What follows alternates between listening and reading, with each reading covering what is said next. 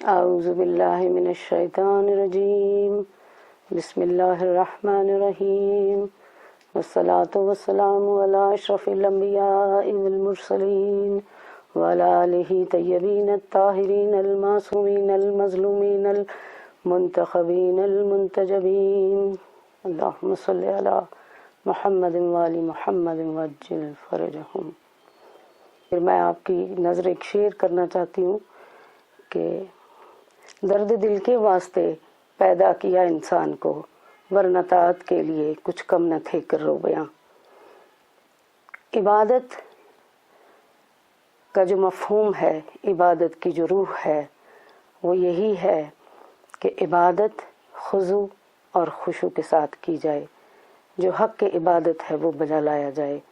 عبادت ہم جب دیکھتے ہیں اپنے ائمہ معصومین علیہ السلام کی، تو ہمیں یہ اندازہ ہوتا ہے کہ جن کے ہم محب ہیں، جو ہمارے امام ہیں، سب سے پہلے حضرت علی علیہ السلام کی عبادت کا جائزہ جب ہم لیتے ہیں تو مولا محراب منبر میں اپنی داڑھی پکڑ کر رویا کرتے تھے، گریہ فرمایا کرتے تھے کہ اللہ میں تیری عبادت اس لیے کرتا ہوں کہ تو لائق عبادت ہے، نہ تو جہنم اور نہ تو جنت کے شوق میں کرتا ہوں، نہ جہنم کے خوف سے کرتا ہوں۔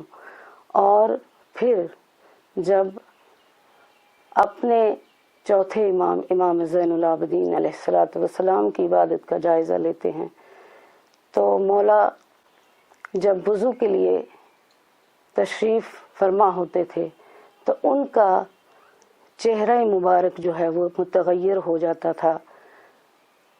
لوگوں کے سوال پر مولا فرماتے کہ میں کس کی درگاہ میں جا رہا ہوں، کس کے سامنے میں کھڑا ہونے جا رہا ہوں۔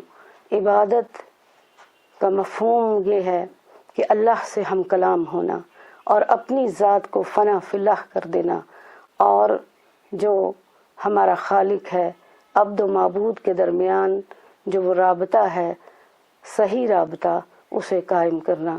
جیسے مولا کائنات حضرت علی علیہ السلام کے پاؤں میں تیر آ گیا تھا کسی جنگ میں، تو وہ شدت درد کی وجہ سے کوئی بھی اسے نکال نہیں سکا، تو کسی نے کہا کہ جب مولا نماز میں ہوں تو اس وقت یہ تیر مولا کے پاؤں سے نکال لیا جائے۔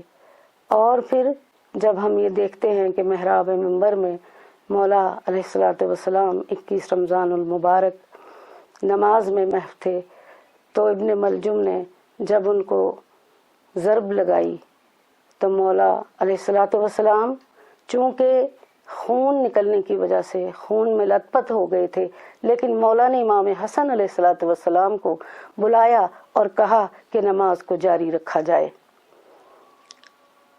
اتنی اہمیت ہے عبادت کی، اور صرف نماز پڑھ لینا ہی عبادت نہیں ہے۔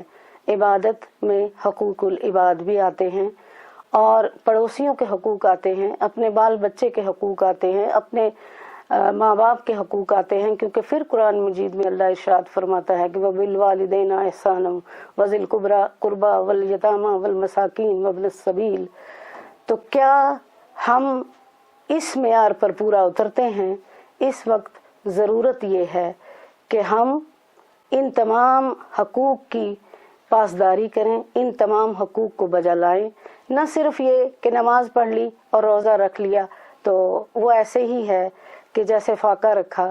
نماز ہم اپنے لیے پڑھتے ہیں، روزہ ہم اپنے لیے رکھتے ہیں، کیونکہ ہمارے اوپر روزے فرض کیے گئے۔ کس لیے فرض کیے گئے؟ کہ ہمیں دوسرے کی بھوک اور پیاس کا احساس ہو، اور ہم دوسرے کی بھوک اور پیاس کا احساس کر کے فطرہ کس لیے نکالا گیا؟ اسی لیے کہ ان غریب الغربا لوگوں کو جن کو میسر نہیں ہوتی ہے نعمات، اور وہ بھی اپنی شکم سیری کر سکیں عید کے دن۔ عید بھی ہمیں غریبوں یتیموں کے ساتھ منانی چاہیے، اسی میں اللہ تعالی خوش ہے۔ وآخر دعوانا ان الحمد للہ رب العالمین۔